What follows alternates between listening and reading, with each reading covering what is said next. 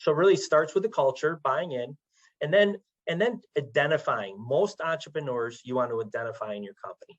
And every business owner that I talk to, I ask them, if you had 5 characteristics that you're looking for, and those characteristics are a passionate team member, be passionate about life, work, everything.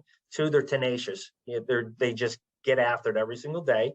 They're extremely resourceful. So there's number 3, resourceful. Number 4 is they're a life learner.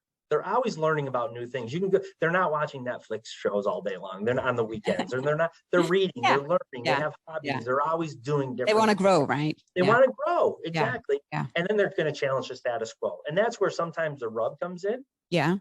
Because as you look at your company, you only want 20%, and it doesn't matter how large or how small, but 20% of your overall employees, your team members, should have these traits as an intrapreneur, because those are the folks that are going to drive your company to the next level. And it's just not around innovation. A lot of times people say entrepreneurship's innovation.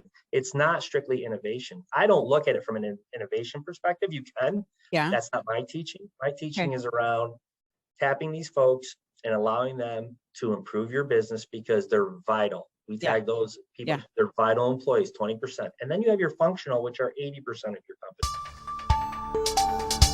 What will you do to unlock innovation?